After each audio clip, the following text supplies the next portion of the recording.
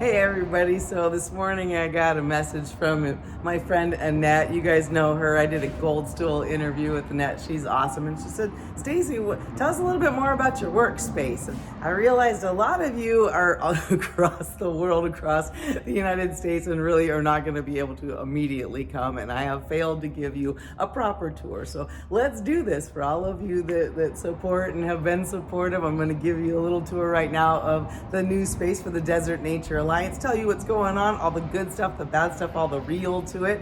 So let's do it. I don't normally work with a selfie stick, you know that. My daughter Chase got me this probably like a couple years ago. And I've still been sticking with the tripod, but not for this kind of tour, right? So come on, everybody, let's go. Let's see how we can do this. So I'm going to turn around. The street behind me is super busy, and it's one of the ones that everyone's a little controversial over. It's where the Peralta Housing Group is coming through. They're using that road instead of the freeway because there's just not, you know how the desert is, there's just not good enough roads out here. And that's one of the missions that the Desert Nature Alliance is working on, is safer roads, safer access, that kind of. So just more of a conversation for it. So as we come up to the shop, I've been trying to keep the door open just for the fresh air and just to be inviting to everyone, put a little bit of the information outside. I have seen like handprints on the windows that I've had to wipe off. Got us a real rose bush, and a lot of you know why. We'll talk about that in a little bit. But I moved some of our plants that we have. We have mini plants for sale. We put them out here, and these guys are all grown by seed. The little ones just come popping up around. I know some people that are doing really well with their elephant plants. You know who you are. Aloes. It's the whole conversation about growing something, nurturing, get back in touch with nature a little bit. Maybe put one of these on your desk, have a little something to grow and watch. The little baby barrel cactus are super cute, and they came from seeds, and you're gonna be watching your little baby barrel grow. So it's part of our initiative just on the reconnecting with nature, nature-based information, completely identifying plants, local plants, what aloe can do for you, the benefits of certain plants, medicinal benefits for certain plants, all that kind of stuff. So it starts the conversation, and that's where we are out here. And I moved it out here because honestly, I was noticing really kind of odd behavior around it when it was inside. I had put it inside, and people would come in and stop, and especially locals. So this is where some of the not so positive responses were coming from. I'd have locals come up to some of the plants here and go, oh, I have those in my yard, or say something relatively negative. So I said, okay, let's change this up. Let's move this spot out, let the sunshine, let the air hit it, and maybe new energy will come to it, right? So come on inside. And as you come into the shop, now, Annette, you asked me about my workspace, and I think it's a great question because it's something this is why I wanted to make the video for everyone. We moved the Desert Nature Alliance out of my freestanding garage where I had been working for the last few years. You guys watched all the videos, you've seen all of it. That's where I was working from. Okay, I had filled that space up. In order to go into the public, where could I go, and how big of a space could I get and could actually afford? 600 square feet is where we're at here. It's $1,100 a month. Very few places are even available out here, but you guys know I'm a nonprofit. I'm brand new. We don't overly retail. We're still working on getting grants. We're still working on all the donations, all that kind of stuff. So what we're finding is that I moved everything into a space and pretty much filled it up beautifully, and people are coming in and they're loving it and gotten some fantastic responses. But in terms of having a classroom or having a bigger table for us to work on and draw on, no, right now I don't. And I think that's where we're gonna be able to expand and grow in this. Okay, so as you come in, I love how this is fun. Backwards, I don't normally do a selfie, y'all know that. I don't normally do this stick, so this is kind of backwards for me. This area over here, this beautiful collection of dried flowers. Some of you are very familiar with me. It's a passion, the Wild and Dried collection, so it's a much larger conversation. In addition to buying beautiful gifts for your friends and cards that I have made from my own photography that are kind of special and fabulous that go along with the plants that are here. There's a bigger conversation about how we're using flowers, how we're behaving, what are we using to celebrate with. Confetti, you guys have seen me with that. I've definitely got a bunch of the Wild and Dried confetti here. It is just dried flowers, dried bougainvillea, dried natural flowers that you can use as confetti instead of using a whole bunch of plastics. But something that I've been trying to talk to everyone about more recently, when we talk about terms of water, how we're using water in a drought, decorating, all those things, they are growing roses. Commercial growers are growing roses that don't have fragrance anymore. Why? When you go to the grocery store, when you go into these places that are selling roses, if you can smell a rose, please let me know where that is at. Because no longer are these roses being grown for their fragrance. They're being grown to be sturdy. They're being grown to be able to be driven across the world to each other for Valentine's Day and things like that. But it's at the expense of a rose's smell. So we are using the water and all the resources to now mass grow roses that don't smell. Something to talk about, definitely. So we have it here. It's one of the initiatives. All the things on the wall are things that I've written about in print, stuff from Superstition Living. I have noticed a lot of the guests won't take time to read. Everything's very quick. They just want to come in and out. And so it's hard to get people to spend the time, to relax, to come out here. And when I keep telling them, you need to come visit me, it's because I want you to come in and I can't spoon feed it all to you. Can you read some of it? Can you absorb some of it? Can you feel? Can you stop and can you look? And can you touch some of it? I got one of the coolest things in here. These are so cool. Pods that grow naturally around here. Has anyone come up in awe? Very few. So it's amazing to watch how some people are dismissive over certain aspects of it and some people are enthralled. It definitely can do a study, or is it sociology? It's not what I work on, but I've taken notes about the way people have come in and experienced the space and how they're moving in it. You notice there's a lot of space for me to move around. Mobility is super important, is important to me, that everyone, no matter what level of mobility you have, you can come in here and experience this with us. We also haven't put on the outdoor something specific of what the DNA is, because we're not a one note. This isn't a place where I sell cookies. No, there's nothing like that, where a line of people would be outside waiting for this type of service. And that's really not what we've aimed at. This type of communication, education, this kind of space is for you to come in and us to share the education, the love of the desert, things, the resources, all of it. Let you experience it, let you touch it, and think. And so it is a different space, and all that wording doesn't go on a little sign. Now we do have a beautiful sign outside, the Desert Nature Alliance, and we'll change that up as we go. So like I said, behind me, I got some amazing things. Got a map of this area that was done a long time ago. Super cool. A lot of little highlights of areas that you can talk about. Our locals, I'm convinced, can come in here and bring their friends and family that come from someplace else or that are new, and they can come into this space and they can give a tour themselves. They don't need me. They don't need some of this stuff. What they need is a better attitude towards the desert. I think a lot of times when you've been somewhere for a long time, you're tired of it. It's not as cool to you anymore. It's not new to you anymore. So then you're like, man, whatever. When you take someone who's not from here and they get to experience the desert and they get to experience the superstition, heck, people that are even from here, when I take them out to my area where I live, my house, and they experience that, it's amazing. So behind me, this is something I'm incredibly, incredibly proud of.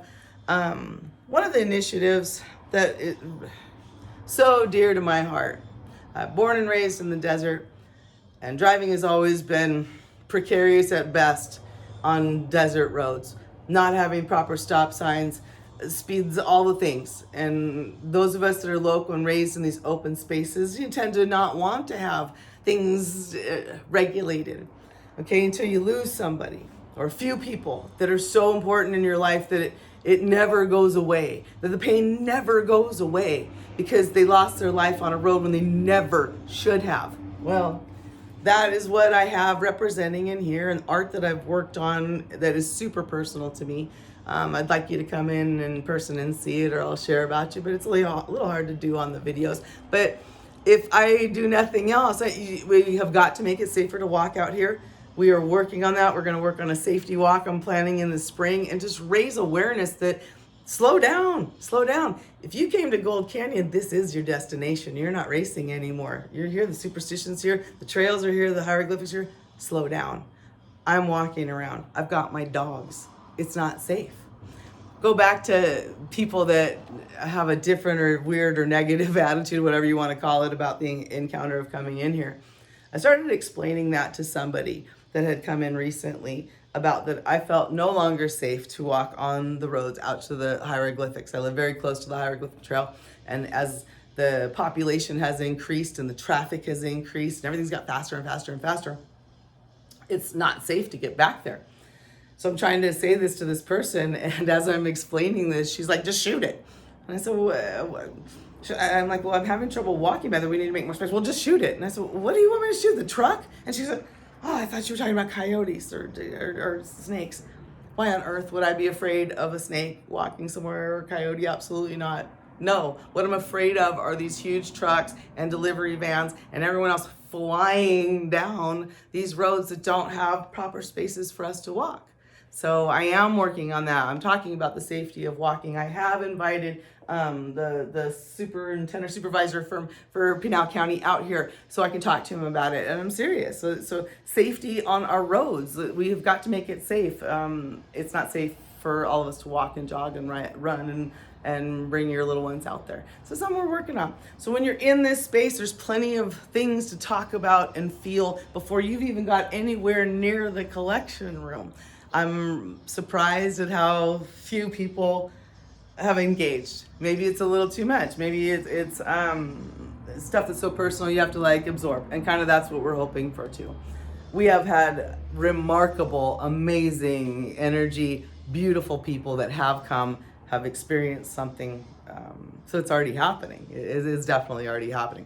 Now the door that's behind me is locked, but that's one of those places that I think that we could eventually expand to. Space is open, but like I said, okay, I'm already struggling to come up with my rent now.